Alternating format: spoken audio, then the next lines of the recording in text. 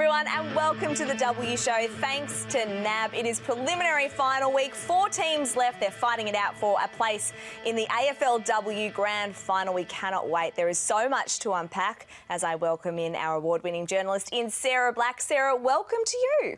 Thanks, Nat. Good to be back. Now, I want to talk to you about something just quickly off the top, because you featured in a quiz during the week, thanks to the Age. Credit to the Girls was a question, the award-winning podcast. It was. Our video team do the quiz every lunchtime, and much to everyone's surprise, I think they suspected someone had made up the question on the run, but no, it was legit. Credit to the Girls has made it. Tick, you have made it, so well done to you. And I should welcome in our other co-host for today, Bulldogs skipper Ellie Blackburn. Ellie, have you ever been in a quiz? I don't know if I've ever been in a quiz. I'm unsure about that one, but you have been on Neighbours, so... I have been on Neighbours, but congratulations on your Age quiz debut.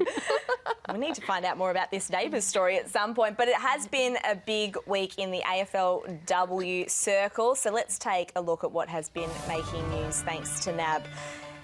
And the big news, Chelsea Randall is going to return to play Brisbane in the preliminary final, which is great news after missing last week through concussion. Jess Duffin has revealed she played pregnant throughout the entire season, which is just incredible, and congratulations to her. And some sad news this week as well, with 2017 Premiership Crow Heather Anderson passing away, and our thoughts certainly go out to her friends, teammates and, of course, her family. Sarah, we only saw her just for the one season, of course, winning that flag back in 2017. But what was she like as a player? Yeah, so Heather was around the women's footy scene long before AFLW. You know, she played in the exhibition matches, Ellie.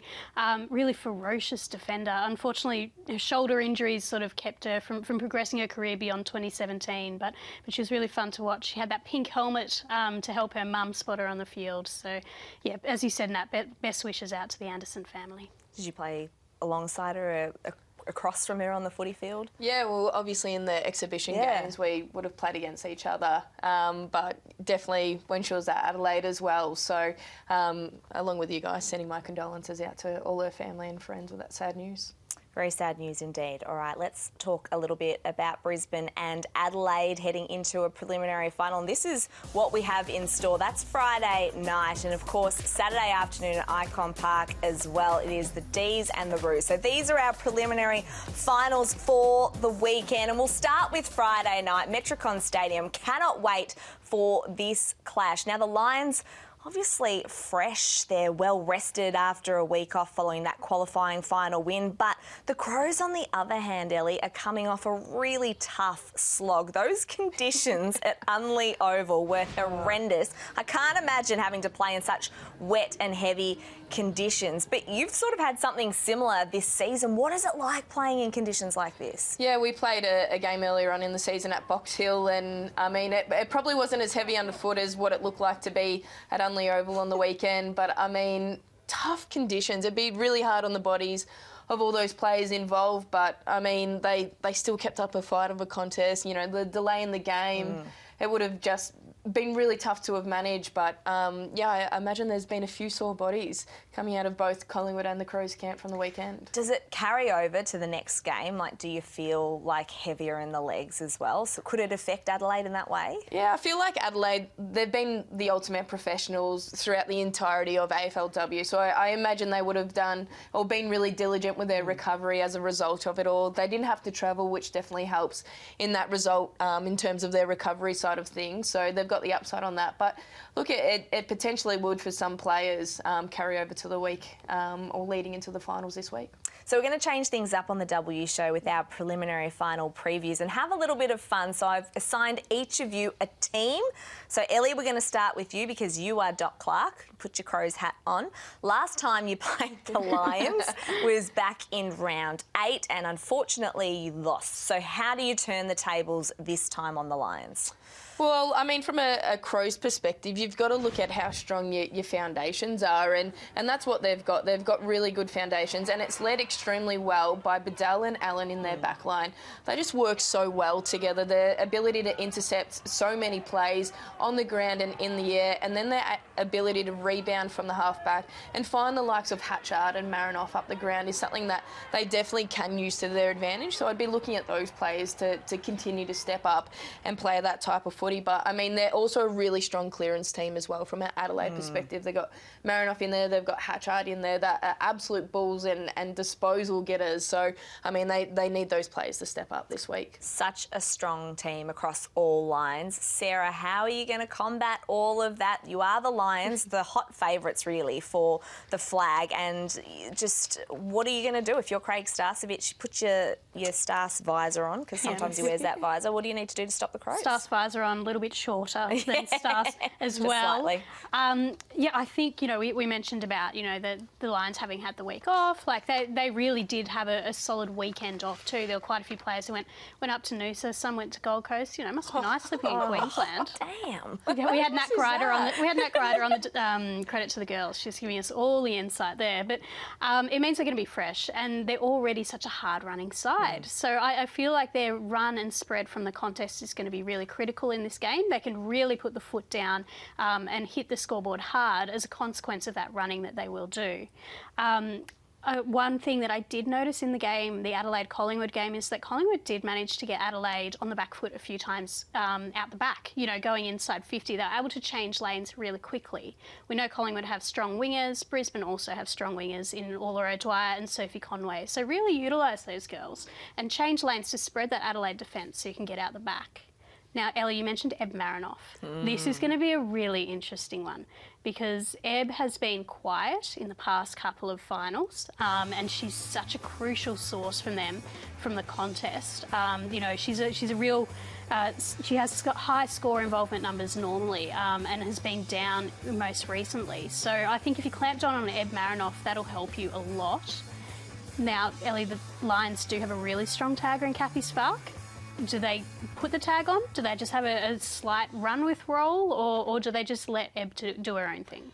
I think the evolution of Kathy Svark's tagging has changed drastically, I think, over the years. I think from when she first sort of came onto the scene and tagged Brie Davey in that final and really shut her down against Collingwood was really pivotal for that Brisbane outfit. I think now when she plays that role, her ability to also find the footy herself is an important part to it. So I think potentially a run with role and almost like that tagged perceived role that she can do, but I just know on the counter-attack that she's so, I guess, pivotal for their ball movement. So I reckon a loose tag is probably the best way to put it, but I think they might do it. I think they might look at it for sure. Yeah, I can't wait for that battle. It's going to be an intriguing one. Let's talk about the other preliminary final. It's Icon Park, Saturday afternoon. It is the D's hosting North Melbourne. For North, it's their second preliminary final appearance, but they have never actually got to play their first one because it was cancelled in 2020 thanks to COVID. But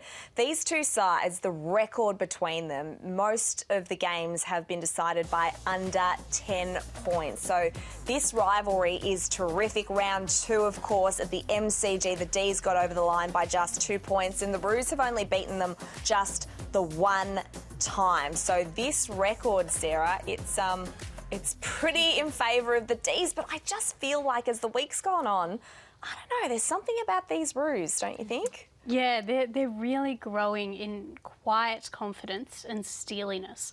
They're probably two attributes we wouldn't have previously assigned to North Melbourne. But, you know, I think we saw in the Collingwood game and the Geelong final that when teams really came at them hard, they were able to stand firm, Elle.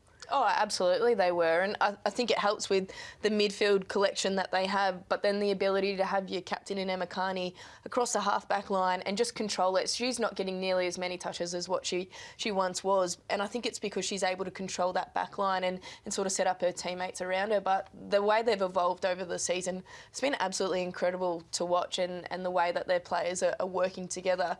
I think it's going to be a great game. I'm looking forward to this one. Yeah, you mentioned Emma Carney there, and she spoke during the week about, I guess, that mental resolve and the confidence that has just been growing and growing. Let's take a listen. I reckon the biggest thing for us for coming from that game is our ability to match it with those big three clubs, Melbourne being one of them, being one of the best in the comp. And for us, I reckon in previous seasons we've really doubted our ability to match it with them, but I reckon that gave us belief. But I think, and I mean, Paxi would have probably said the same, they've probably improved since round two. We've seen enormous growth in our players since round two. Vicky Wall was just playing her second game, Taylor Gatt, Tess Craven. Bella, Eddie, all really inexperienced players. Now a bit more experience is coming into this finals campaign, and should be good for them. So the Roos will essentially go into this game as underdogs, and for the Ds, there's just so much expectation around this group, and they've really set themselves for a grand final appearance given what happened last season and the heartbreak.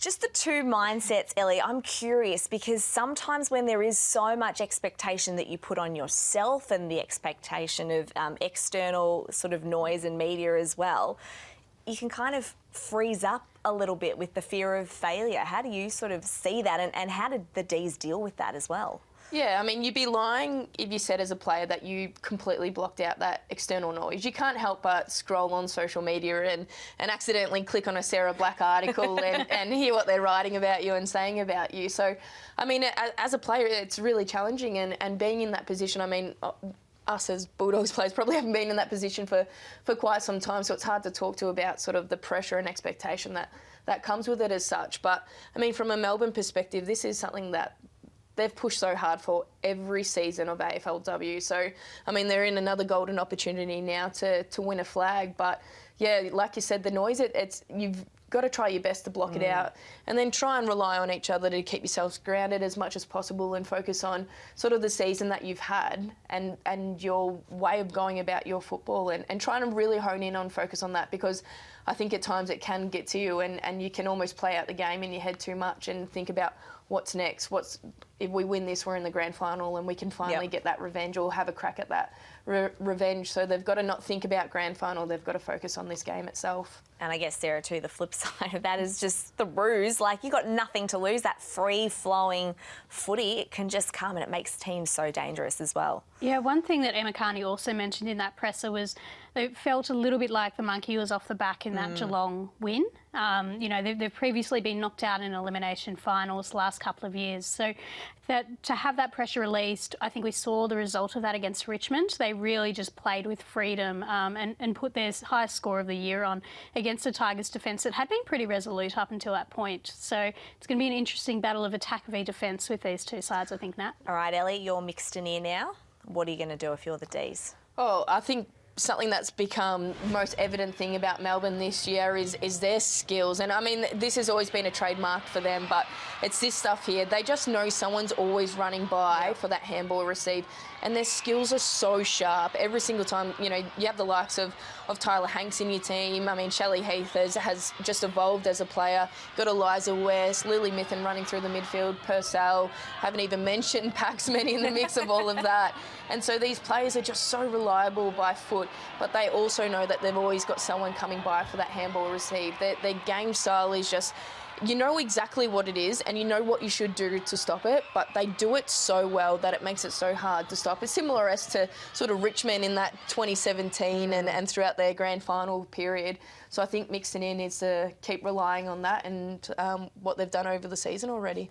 It was interesting going down to training on Tuesday night, Ellie, and seeing the way that they practice that ball movement. One thing that, you know, I expected that free-flowing footy that we just saw then, but they were really focused on short, sharp movements out of defence, you know, trying to get over a zone and then to get out to an Alyssa Bannon, to a Mackin, two girls who I don't think you mentioned in that huge list of players, and get that speed going forward. So slow, then go. And they do have those multiple gears, so that's going to be interesting. And obviously in their last time they met as well, they'd want to practice that because Alyssa Bannon was the one who kicked the winning goal against North Melbourne. So they'll be looking, I guess, to utilise her. And she's a big game player, isn't she, Bannon? She's been incredible. Oh, she is so good to watch. What was it, 5 or 6 bounces a couple of weeks ago at Icon Park. Sarah, you were Darren Crocker this time around. So what do North need to do then to progress to their first ever AFLW Grand Final? Yes, big task up ahead for the Roos. Limit Melbourne's run from defence. It goes without saying. We've just spoken about it for 5 minutes. That's going to be key. That was how Melbourne changed the game against Adelaide. They were really able to. They threw some players around. They moved Sarah Lampard up the ground. So the Roos will be prepared for that. But that being prepared for it and stopping it are two completely different things. I think they're going to have to win it at the source. That'll help a lot. You know, they do have Jazz Garner, of course. Mia King's growing in confidence week by week in the middle of there. Jenna Bruton, I think, is having a career best season, just under the radar as always. So if you can get the ball out of the hands of the likes of Tyler Hanks, who is my final point, Hanks is their link player. She is structurally possibly Melbourne's most important player. She's the one who runs both ways really hard between the arcs. And she has carved up North Melbourne before. So Hanks will be number one on the whiteboard, I imagine. Well, 2 huge preliminary finals this weekend. We cannot wait. If you want to get out and watch some footy, women's.afl and the AFLW app, of course, to buy your tickets, or you could just stream it online on the app too if you can't get to a game. Now, before we wrap up the show, Ellie, I do want to talk to you about the Bulldogs, because obviously not the way you wanted to finish the season in that elimination final against Collingwood, but the first time that you have made finals since 2018. Now that you've had a couple of weeks to sit back and reflect, what are your thoughts on the season? Well, I mean, I'm really proud of what we've been able to achieve, and I think we're the youngest team to play in finals in the history of AFLW. So, I mean, to be that competitive, to have 3 17-year-olds running around on the field, it's like you're really proud of what we're able to do. And we have a lot of players in that sort of age bracket that's, 24 and under, I would say. There's a couple of us older players still rolling around. But, I mean, nonetheless, I'm really proud of the season that we're able to have. Obviously, I would have loved to have kept going and been playing this weekend and had more opportunity, but I know that's to come, and I know as our group matures, we'll be able to play more finals footy. What is the next step of growth, do you think, for your group that you need to work on for season 8? And there's probably a long time now between now and season 8. I mean, there's a few things, but I think it's that consistency in our performance. We've seen it time and time again throughout our games. I mean, the Geelong game, we played 10 minutes at the end. That was incredible football, and it was similar as to the Collingwood game on the weekend as well, where we're able to produce really good football and be really predictable to one another. But 10 minutes in a game of footy isn't going to win you it, so we need to be consistent across 4 quarters and across an entire season. So I think that's something we've got to work on and build on as a team. Well, time now for Fact or Fiction. Brisbane skipper Brie Conan went head-to-head with her Gold Coast counterpart in Tara Bahana. Who's telling the truth and who's telling porky pies? Fact or fiction, 2 AFLW players going head-to-head, each telling their story. Is it the truth or is it a lie? Let's find out. Alrighty, I'm here now with the captains of Queensland. We've got the Brisbane captain, Brie, and then we've also got Tara, captain of the Gold Coast. Now, Brie, you are going to start us off with your story, fact or fiction. Listen carefully. All right, so when I was in grade 7, I was competing in the inter-school cross-country. I thought I ran the race of my life. Absolutely bolted across the finish line, finished first, and I got there, and there was these 2 girls that had hidden in the track, and they crossed the finish line before me. It's bawling my eyes out. It was actually terrible. Right, that's heartbreaking. Yeah. First word that comes to my mouth. Why did no one pick them up? Why did no one see that they were there? Yeah. So Townsville's a little bit less hectic with their cross-country track. So it's around this dirt mound, and they must have hidden where it sort of was close and tried to cross over, and they just hid there until they thought it was long enough, and then finished the last 500 metres of the race and won. What do you think, fact or fiction? I think it's fact. Okay, so when I was 20, I went on a 6-month Europe trip. So my dad's from Ireland, so I went across there, visited the fam, and then went continuing on around Europe. So when I was in Greece, we went on a snorkeling trip, and I got stung by a jellyfish. And so when we got back to shore, the tour guide had to pee on my leg. Didn't know jellyfish went up that far, just quietly. Yeah. But I don't pretend to know what happens in Europe. All right, there we go. Is this story fact or fiction? Who was lying? Who was telling the truth, Ellie? Oh, well, I've been stung by a jellyfish, and they did say, get someone to pee on you. But I did not allow that to happen. Let's just make that really clear right now. But I feel like from my end, the Bree story is a bit more factual. So I'd say Bree's telling the truth and Tara's telling the fib. I'd back Bree's knowledge of animals in the tropics. Like, she's far North Queensland. I think she would know about jellyfish migratory patterns. And whether they're she'd in call Europe or out, not. yeah, she'd call out Tara if that was inaccurate.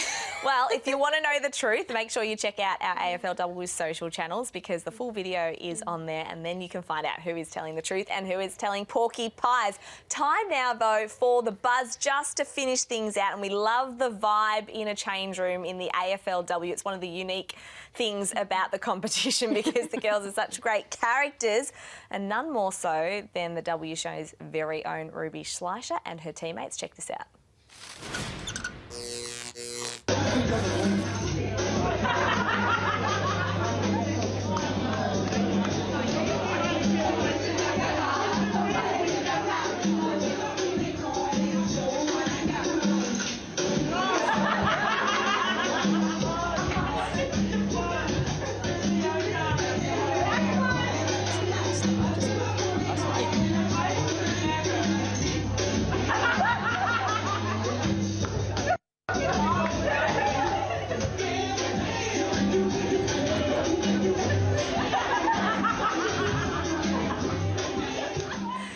That was the AFLW's first viral TikTok. It's had over 3 million views so far.